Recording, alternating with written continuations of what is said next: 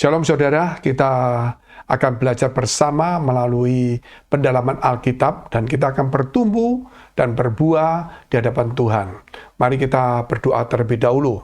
Bapa kami dalam surga, memberkati kami, membuka hati pikiran kami supaya kami boleh menjadi dewasa rohani, sehingga kami bertumbuh dan berbuah lebat dan baik di hadapan Tuhan, supaya selama kami hidup di dalam dunia ini menjadi murid Kristus, juga menjadi keluarga Allah, kami juga Tuhan boleh menjadi terang dan garam dunia, supaya nama Tuhan dipermuliakan.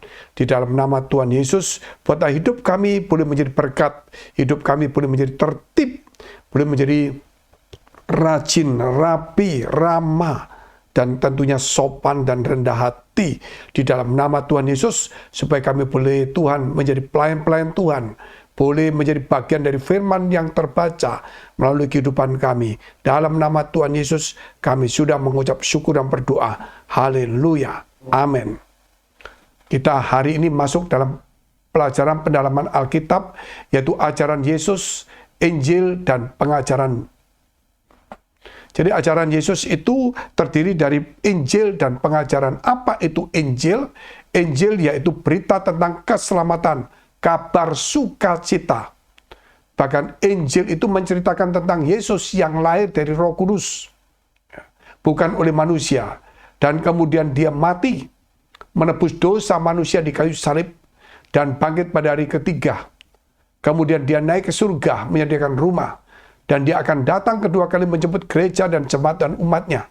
Kemudian akan menghakimi seluruh umat manusia, serta dia mengutus Roh Kudus. Itulah Injil. Kalau kita melihat Injil, tetapi kita mengatakan Yesus bukan dari Roh Kudus, bukan dikandung dari Roh Kudus, atau Yesus itu tidak mati, atau Yesus itu tidak bangkit, atau Yesus tidak naik ke surga, atau Yesus bukan Mesias, atau Yesus bukan juru selamat satu-satunya, itu bukan Injil. Sebab itu banyak Injil palsu, tetapi kita harus kembali kepada Injil. Intinya adalah Yesus sebagai batu penjuru, sebagai sesuatu yang menyelamatkan kita. Kita lihat dulu ajaran Yesus sebagai batu penjuru. Efesus pasal 2 ayat 18 sampai dengan 22. Karena oleh dia, yaitu Yesus, kita kedua pihak dalam satu roh beroleh jalan masuk kepada Bapa. Oleh melalui Yesus kita masuk kepada surga. Demikianlah kamu bukan lagi orang asing dan pendatang, melainkan kawan sewarga dari orang-orang kudus dan anggota-anggota keluarga Allah. Melalui Yesus kita ini sama dengan kawan daripada para nabi, dan kita boleh menjadi keluarga Allah. Melalui Yesus kita diadopsi menjadi anak-anak Allah, sehingga kita disebut keluarga Allah. Waktu kita diadopsi karena Yesus, selayaknya kita mengadopsi sifat Kristus. Karena apa saudara? Karena itulah Injil mengajar kita untuk menjadi serupa dengan Yesus. Kalau kita kembali kepada ajaran Yesus, kita pasti akan punya karakter Kristus. Oleh sebab itu, ingat 5 pilar. Back to Jesus teaching. Mega project karakter Kristus. Misi, pemuritan, dan regenerasi, serta kasih atau diakonia. Kalau kita kembali ke ajaran Yesus, tentu kita punya karakter Kristus. Kalau kita punya karakter Kristus, pasti kita akan misi dan menjadi murid Yesus, dan kita siap menjadi pemimpin-pemimpin berikutnya. Dan pemimpin-pemimpin yang saat ini memberikan jalan kepada regenerasi selanjutnya. Sama seperti Musa kepada Yosua. Dan tentunya kita punya kasih, bukan satu teori. Itulah disebut keluarga Allah. Ayat 20, yang dibangun di atas dasar para rasul dan para nabi, dengan Kristus sebagai batu penjuru. Artinya di sini ajaran Yesus sebagai batu penjuru. Tentunya para nabi dan para rasul itu kita bicara tentang Yesus Kristus. Bagaimana para nabi itu bicara tentang Yesus Kristus. Demikian juga para rasul itu dia bicara bagaimana untuk hidup dengan ajaran Yesus. Bagaimana melalui ajaran para rasul itu untuk mengeterapkan ajaran Yesus dalam kehidupan mereka.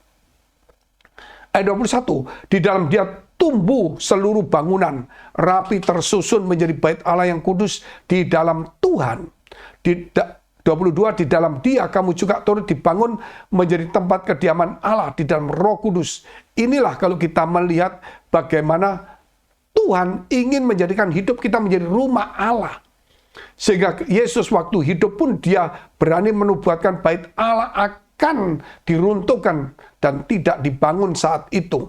Menjadi satu reruntuhan. Kenapa Yesus mengizinkan rumahnya bisa menjadi reruntuhan? Karena dia tidak mau tinggal di rumah di mana buatan tangan manusia. Dia ingin tinggal di rumah buatan tangannya sendiri, yaitu hati manusia yang telah diubah oleh darahnya, sehingga dosanya diampuni, dan sifat kelakuannya diubah melalui firman dan tangannya sendiri. Kita lihat terus selanjutnya. Injil, kekuatan Allah yang menyelamatkan. Roma 1 ayat 16 dan 17. Sebab aku mempunyai keyakinan yang kokoh dalam Injil. Karena Injil adalah kekuatan Allah yang menyelamatkan setiap orang yang percaya. Pertama-tama orang Yahudi tetapi juga orang Yunani. Jadi Injil adalah kekuatan Allah. Power of God, kekuatan Allah. Kalau kita mau melihat kekuatan Allah seberapa besarnya, bisa enggak mengangkat bumi? Jauh lebih bisa. Bisakah mengangkat semua alam bisa? Dia bisa. Terbukti saja seluruh dosa manusia. Seluruh dosa manusia yang dulu sampai akan datang, dia sanggup membersihkannya, sanggup menyelamatkannya, sanggup mengembalikan ke surga bagi mereka yang percaya. Luar biasa kekuatan Allah ini. Orang punya kekuatan biasanya cuma diukur dengan materi dia, yaitu dengan bagaimana dia bisa mengangkat beban. Tapi kekuatan Allah bukan bicara soal beban saja, tetapi dia bisa mengangkut semua dosa. Kekuatan Allah itu yang menjadikan alam semesta, dan kemudian dia membuat semua manusia, dan kemudian dia melihat manusia jatuh dalam dosa, dan kemudian dia mengangkat semua manusia dan mengembalikan ke Taman Eden. Luar biasa sekali. Oleh sebab itu, Injil adalah kekuatan Allah untuk menyelamatkan engkau dan saya. Ayat 17, sebab di dalamnya nyata kebenaran Allah yang bertolak dari iman dan memimpin kepada iman, seperti ada tertulis, orang benar akan hidup oleh iman. Iman itu ada dua hal yang kita perlu renungkan secara sederhana. Pertama, iman adalah pemberian Allah. Sehingga kita melalui Roh Kudus, kita menjadi percaya Tuhan. Itu ada dalam kitab 1 Korintus 12 ayat 3. Oleh Roh Kuduslah kita menjadi percaya. Tidak ada satupun orang berkata, saudara, terkutuklah Yesus dari Roh Kudus, tidak mungkin. Tetapi saudara, Roh Kudus membuat kita mengaku Yesus adalah Tuhan. Dan kemudian iman yang pemberian Allah menjadi kita percaya yang menyelamatkan itu. Kemudian iman ini kemudian harus bertumbuh dan berbuah melalui pengajaran Yesus yang terdapat dari Injil. Kemudian iman kita berbuah, akhirnya menghasilkan perbuatan-perbuatan baik, saleh, dan berkenan kepada Allah. Sehingga kita menjadi serupa dengan Yesus, yaitu punya karakter-karakter dan sifat daripada Yesus Kristus. Sehingga orang percaya harus hidup seperti itu. Kita lihat terus. Injil kasih karunia.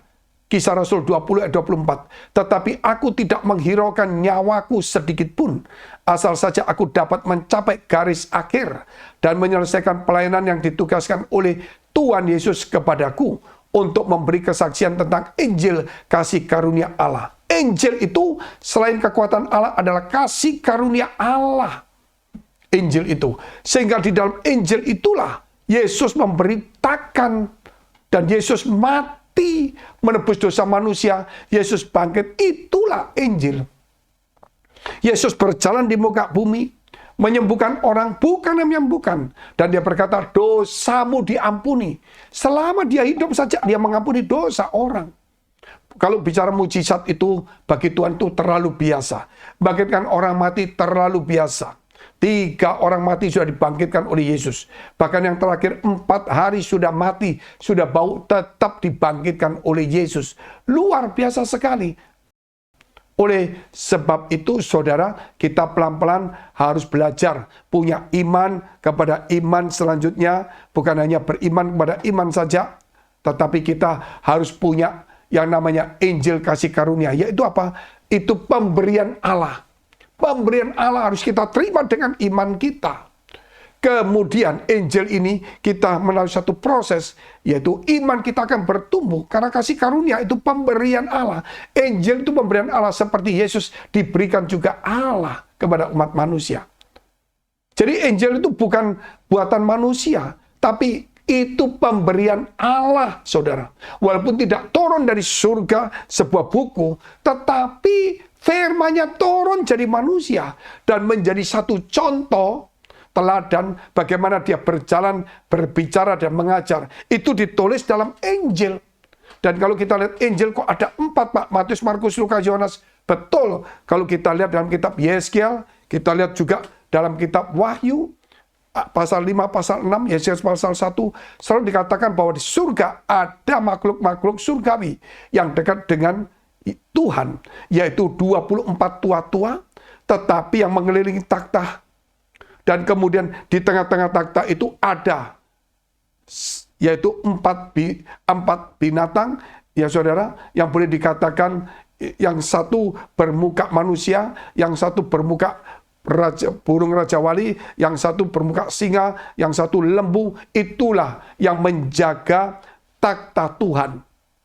Dan mereka punya sayap 6, masing-masing badannya penuh dengan mata. Ketika mereka berkata atau memuji Tuhan, maka sayapnya dikepakkan.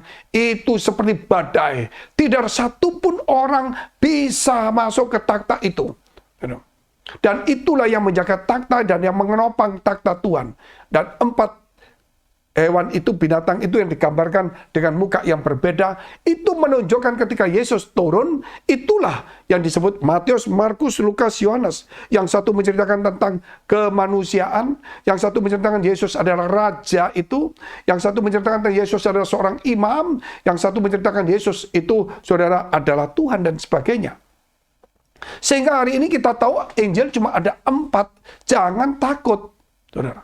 Kita lihat terus Kolose 1 ayat 6, yang sudah sampai kepada kamu. Injil itu berbuah dan berkembang di seluruh dunia. Demikian juga di antara kamu. Sejak waktu kamu mendengarnya dan mengenal kasih karunia Allah dengan sebenarnya. Jadi hanya karena kasih karunia Allah. Karena kita dipanggil Tuhan, dipilih Tuhan. Sehingga kita boleh terbuka melihat Injil adalah kebenaran. Sehingga orang yang percaya tidak bisa dan tidak boleh murtad, saudara. Karena itu sudah pemberian Allah, jangan dibuang. Itu kasih Allah yang besar cuma-cuma. Sebab itu, jagalah hidup kita yang baik. Supaya kita boleh hidup di dalam Injil dan menjadi berkat bagi orang lain. Kita lihat selanjutnya. Injil kekal. Wahyu 14 ayat 6-7. Dan aku melihat seorang malaikat lain terbang di tengah-tengah langit dan padanya ada Injil yang kekal, untuk diberitakannya kepada mereka yang diam di atas bumi, dan kepada semua bangsa, suku, dan bahasa, dan kaum. Dan ia berseru dengan suara nyaring, takutlah akan Allah, dan muliakanlah Dia, karena telah tiba saat penghakimannya. Dan sembahlah Dia yang telah menjadikan langit dan bumi, dan laut, dan semua mata air. Itulah Sang Pencipta langit dan bumi, yang mempunyai malaikat, dan malaikat itu membawa Injil yang kekal. Apa Injil yang kekal? Yang kita baca Matius, Markus, Lukas, Yohanes. Apa yang dijanjikan, apa yang telah tertulis, apa yang sudah Tuhan lakukan, apa yang sudah Tuhan katakan, itu kekal. Ketika Yesus berkata, kalau kamu percaya kepadaku, kamu beroleh hidup kekal. Aku datang untuk menyelamatkan, untuk menebus dosa manusia. Saudara, Yesus datang untuk memberikan kepada kita keselamatan kekal. Itulah kekal. Sebab itu Injil bukan kitabnya kembali ke surga saja. Tetapi orang yang percaya dan yang membaca Injil itu dan yang membuka hatinya, dia juga sampai kepada kekal. Bukan hanya kitabnya, bukan hanya Injilnya, namun orang yang membaca, yang percaya pun bisa masuk kepada kekekalan. Luar biasa sekali.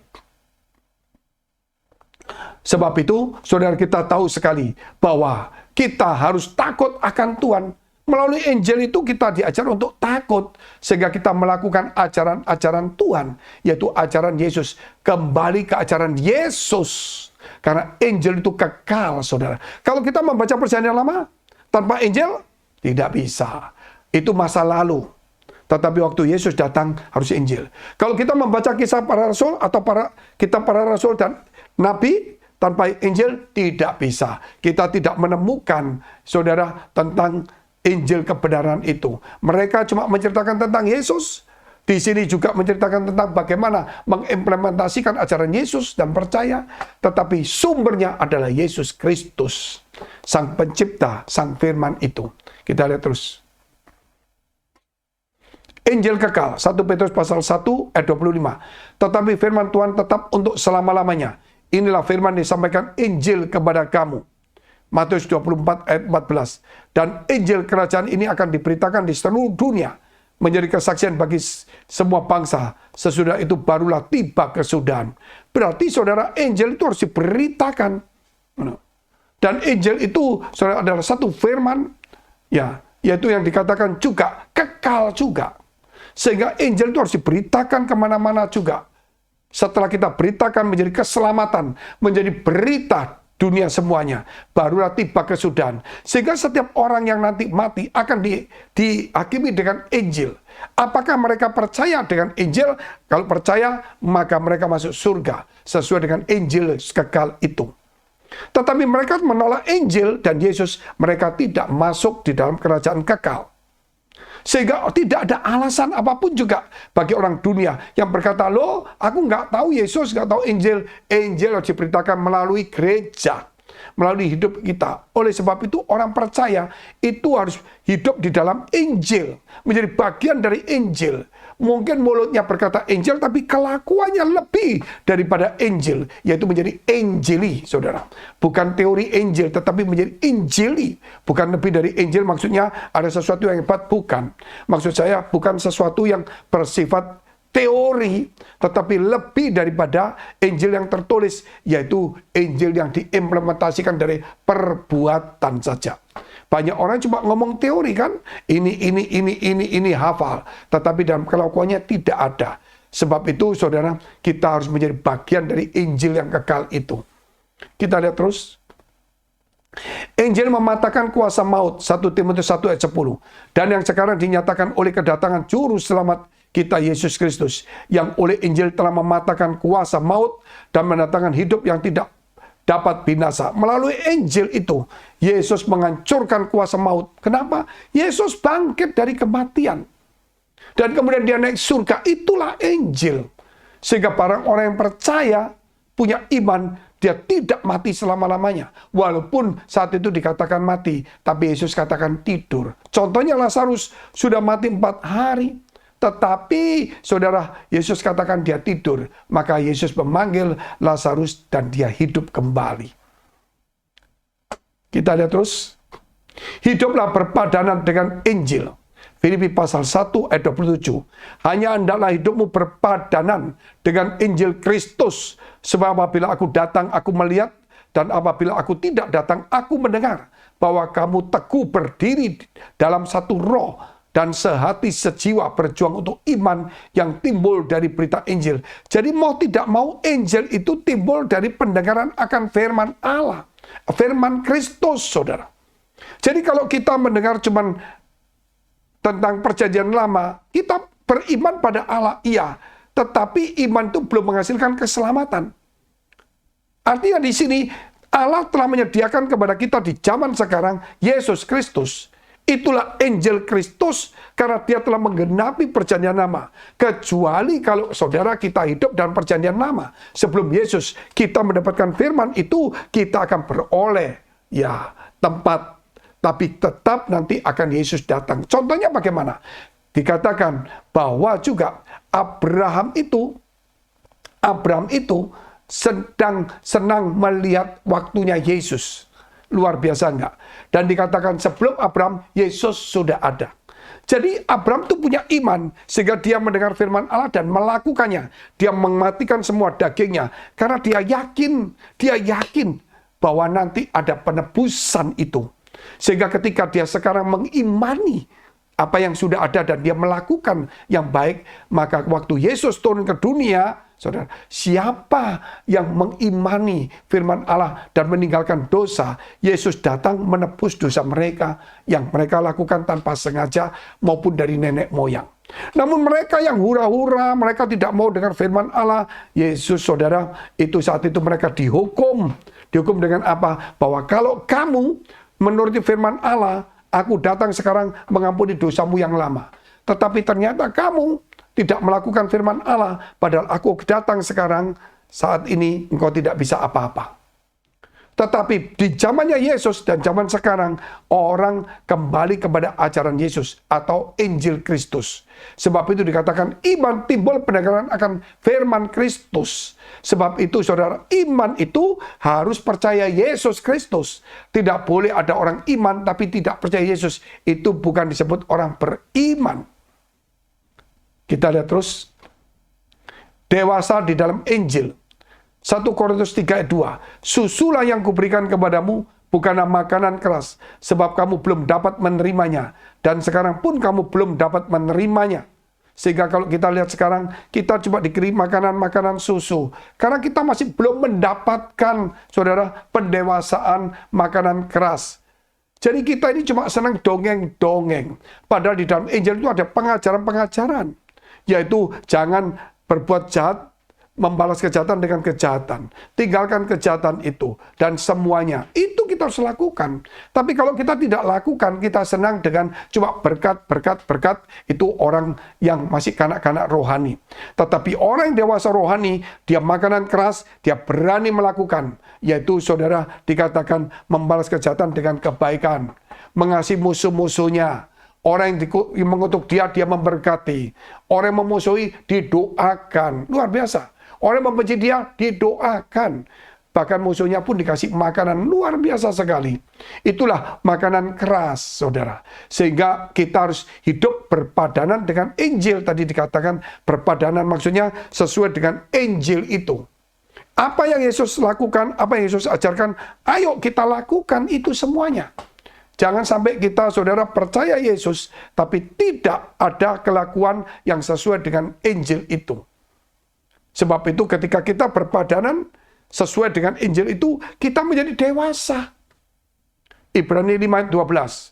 Sebab sekalipun kamu ditinjau dari sudut waktu, sudah seharusnya menjadi pengajar, kamu masih perlu lagi diajarkan asas-asas pokok dari pernyataan Allah. Dan kamu masih memerlukan susu, bukan makanan keras. Mari saudara, jangan cuma percaya Yesus dibaptis selesai. Percaya Yesus dibaptis selesai. Nanti saudara ngejar karunia. Itu makanan-makanan baru orang baru bertobat, baru percaya Yesus. Tapi kemudian meningkat. Sampai dia ditonton oleh Roh Kudus. Sampai menghasilkan buah Roh Kudus. Saudara, itu benar. Buah-buah dari Roh Kudus itu benar, saudara.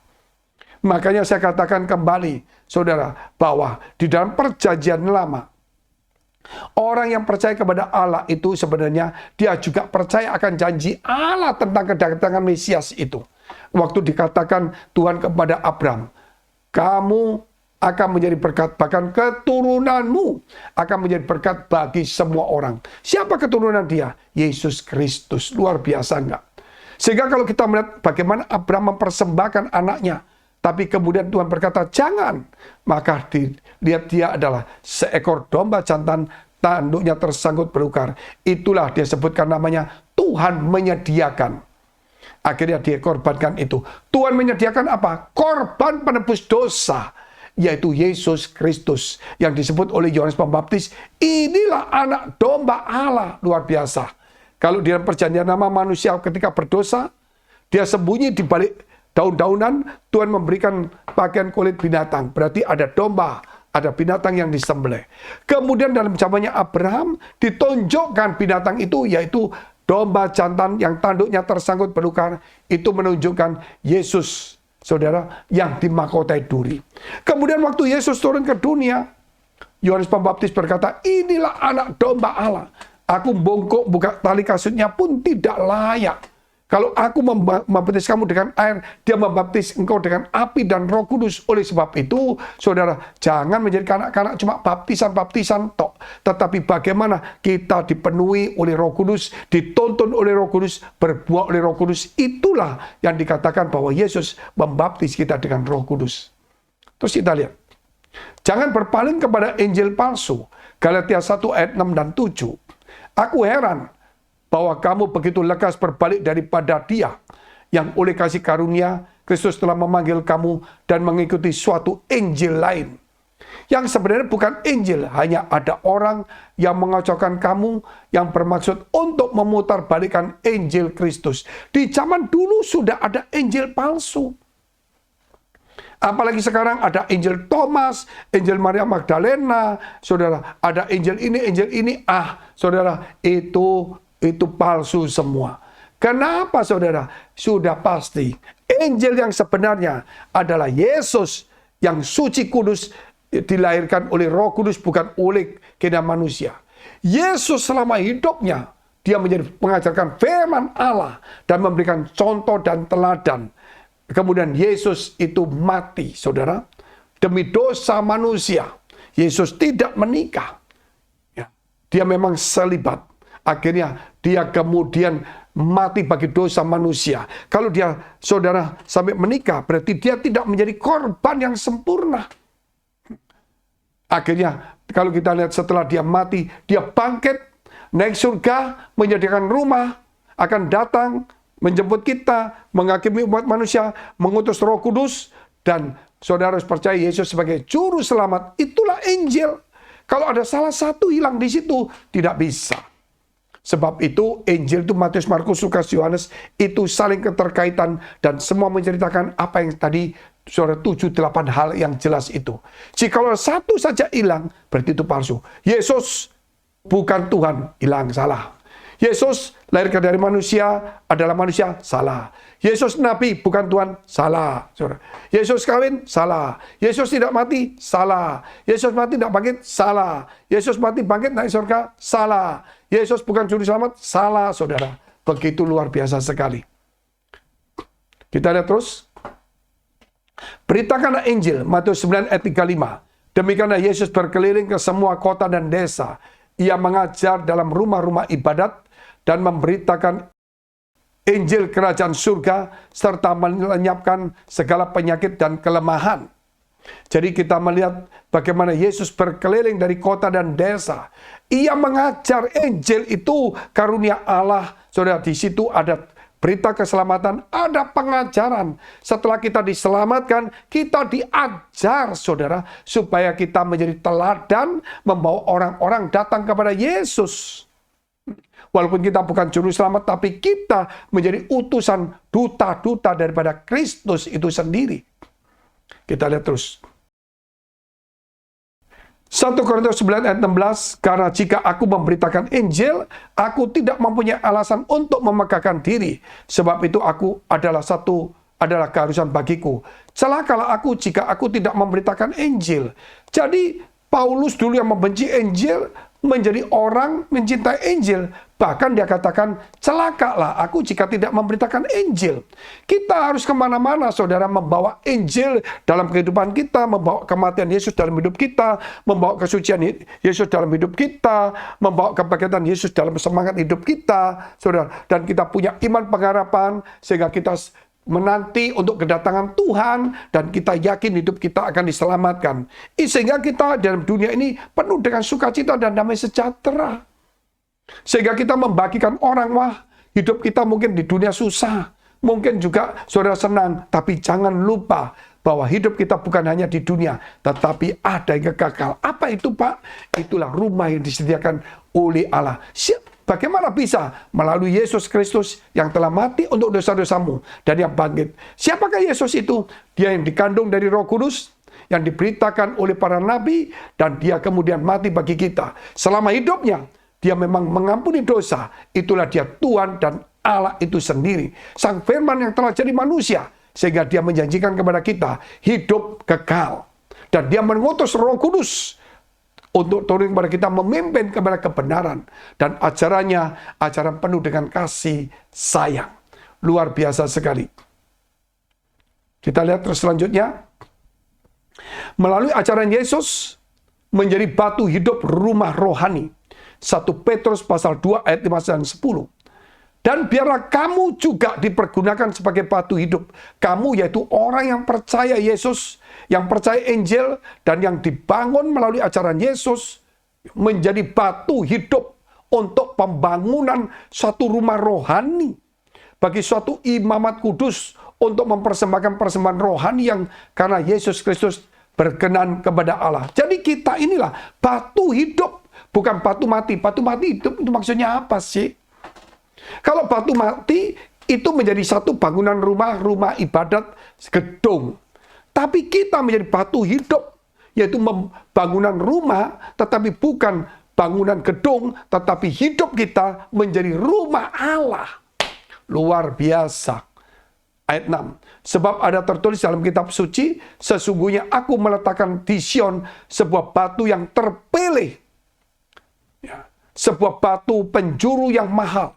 Dan siapa yang percaya kepadanya, Yesus itu tidak akan dipermalukan.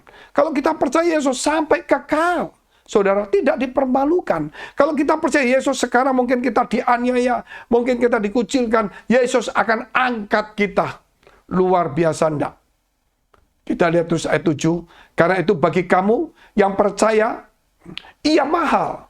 Tetapi bagi mereka yang tidak percaya, batu yang telah dibuang oleh tukang-tukang bangunan telah menjadi batu penjuru dan juga telah menjadi batu sentuhan dan suatu batu sandungan. Artinya begini, saudara. Batu-batu yang dibuang oleh orang-orang ahli Taurat, yaitu maksudnya Yesus itu dibuang. Padahal itu batu penjuru. Artinya kalau kita bangun rumah, kita tentukan satu titik mana dulu. Mau titik sini, sudah titik 0 ini, kita sini. Akhirnya kita tarik dulu, lurus, sejajar. Nah, di sini. Kemudian kita tarik lagi dari sini, saudara, ketemu sejajar, kita tarik lagi ke sini, sejajar, turun. Baru dari sinilah kita ambil sejajar, kita ketemu garis tengahnya, pas, memang pas di situ. Batu penjuru. Dan disitulah kemudian bangunan rumah itu tidak miring, saudara. Maksudnya tidak ada tanah kecuali tanahnya miring. Sehingga semuanya rata dan nolnya juga sama semuanya. Bukan sampai turun, saudara. Nah, itulah rumah Allah. Rumah Allah, saudara, itu menjadi satu luar biasa. Dan kemudian karena itu dibuang oleh ahli Taurat, Yesus disalibkan menjadi batu sandungan. Artinya, saudara, di situ ketika batu ini menjadi batu penjuru, dia tidak mau. Kemudian ini membuat dia menjadi jatuh. Karena apa? Karena dia membangun rumah salah. Karena tidak ada batu penjuru. Tidak ada satu titik untuk penentuannya. Dia mutar-putar-putar tidak karuan semuanya. Sebab itu, saudara, tidak ada yang lain. Kita harus kembali kepada ajaran Yesus. Kita lihat selanjutnya. Melalui ajaran Yesus menjadi batu hidup rumah rohani. Ayat 8. Mereka tersandung padanya, yaitu ahli Taurat, imam orang Farisi yang menyalibkan Yesus. Karena mereka tidak taat kepada firman Allah. Dan untuk itu mereka juga telah disediakan. Tetapi kamulah bangsa yang terpilih. Siapa yang disebut bangsa terpilih? Orang yang percaya Yesus, yang dibangun dari batu penjuru itu, yang menjadi, saudara, batu hidup untuk menjadi bangunan rumah rohani, bukan gedung biasa. Menjadi bangsa yang terpilih dan dikatakan imamat rajani.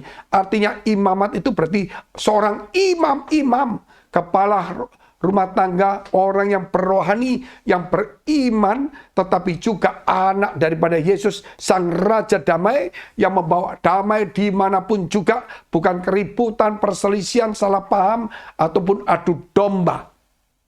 Bangsa yang kudus meninggalkan yang tidak kudus karena dikuduskan oleh Tuhan. Ingat, dikuduskan oleh Tuhan. Dan kemudian setelah kita dikuduskan oleh Tuhan, kita kemudian kudus karena firman Allah dan Roh Kudus. Pertama, kita dikuduskan oleh kemurahan Tuhan.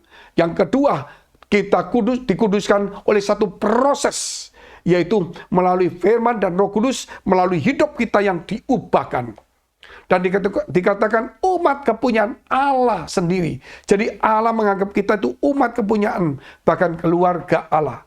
Supaya kamu memberitakan perbuatan-perbuatan yang besar dari Dia yang telah memanggil kamu keluar dari kegelapan kepada terangnya yang ajaib. Dari orang yang tidak punya pengharapan menjadi orang yang punya pengharapan. Dari orang yang jauh dari Tuhan menjadi orang yang dekat dari Tuhan.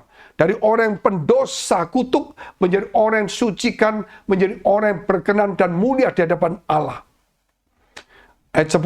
Kamu yang dahulu bukan umat Allah, tetapi yang sekarang telah menjadi umat-Nya. Yang dahulu tidak dikasihani, tetapi yang sekarang beroleh belas kasihan. Puji Tuhan, itu kemurahan. Padahal kalau kita lihat dulu bangsa Israel, bangsa yang terpilih. Tapi ketika dia menolak Tuhan dan menyalibkannya, maka keselamatan diberikan kepada kita. Dan engkau dan saya adalah bangsa pilihan juga. Orang yang terpilih. Luar biasa saudara yang kasih Tuhan. Mari kita harus memuliakan Tuhan melalui hidup kita. Melalui ajaran Yesus menjadi batu hidup. Saudara, rumah rohani yang luar biasa. Haleluya. Mari kita tunduk kepala kita berdoa. Terima kasih Tuhan memberkati kami semuanya. Supaya melalui pendalaman Alkitab ini kami disadarkan. Mata kami dibukakan antara Injil palsu, Injil yang benar. Supaya kami hidup sesuai dengan Injil. Supaya Injil kekuatan Allah itu mengubah hidup kami. Di dalam nama Yesus supaya Injil kekal. Injil berita sukacita. Itu boleh ada dalam hidup kami dan kami beritakan melalui kehidupan kami. Di dalam nama Yesus kami sudah mengucap syukur dan berdoa. Haleluya. Amin. Diberkatilah saudara semuanya yang hidup di dalam Injil dan yang tetap di dalam Injil dan yang kuat di dalam Injil dan ajaran Yesus. Sampai jumpa. Tuhan Yesus memberkati.